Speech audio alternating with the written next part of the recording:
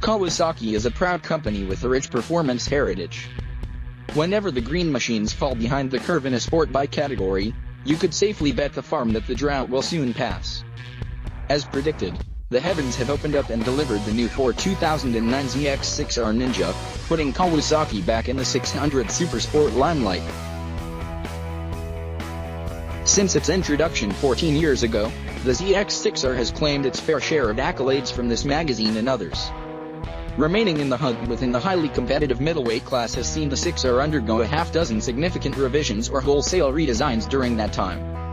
The latest model represents an evolutionary revision. It comes just 2 years after Kawasaki reassessed its middleweight strategy, abandoning a two-pronged attack of offering both a street-oriented 636 cubic centimeters along with limited numbers of race-legal 599 cubic centimeters RR models. While the move has effectively streamlined ZX-6R production and marketing, the mid-range muscle of the previous 600 on steroids was duly missed, albeit an asterisk next to its name is no longer required in 600 sport bike comparison tests. Reclaiming the meaty mid-range torque that characterized the 636 was a key engineering goal behind the latest Ninja. So, too, was a substantial weight reduction for improved acceleration and handling agility. The press materials claim 6.5 pounds has been pared from the engine and another 15.5 from the chassis for a 22-pound savings, putting the 6R in the running for the biggest loser of the year. Kawasaki USA rolled a pre-production unit onto its own scales, sharing with us that the factory's figure is about 2 pounds optimistic, no declining to divulge the bike's outright weight.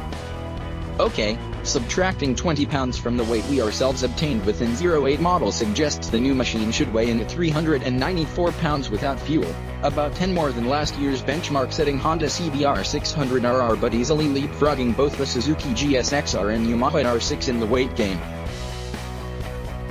At a glance, it's readily apparent that the 6R is now styled in the image of its ZX-10R sibling.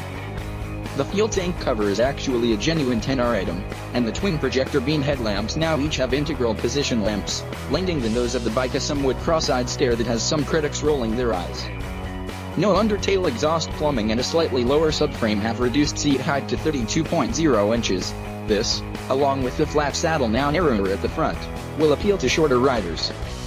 The seat step is also closer to the rear of the tank, helping lock the rider in position while driving hard off corners. The clip-on bars have also been moved slightly rearward along with a more downward angle for a compact and aggressive track-attack riding posture. The international press launch for the ZX-6R took place in Japan at the Autopolis Circuit, a Kawasaki-owned race facility used extensively throughout the bike's development. "We didn't bring you guys halfway around the world to introduce new styling," assured a Kawasaki spokesman conducting the pre-ride technical brief. His claim was soon backed by an image that appeared in the PowerPoint slide presentation, a dyno graph comparing output of the new engine with its predecessor. Not only is there a significant power increase throughout the mid-range, but an equally impressive boost on top. How does 132 peak horsepower, with ram air, blow your skirt up? Aside from the long-standing joke that such numbers must be measured at the wrist pin clip, more telling is a claimed 8 peak horsepower gain. Applying that to the 101 rear wheel ponies of last year's test bike suggests the new Ninja will be a brute. U.S spec bikes now offer unrestricted zero output, unlike the 0708 bikes that were tempered to pass our EPA sound emissions. Even though I logged 7 20-minute sessions over 2 days aboard the new bike, due to the test venue resting at nearly 3,000 feet above sea level, I have yet to experience the new ZX-6R running at full breath.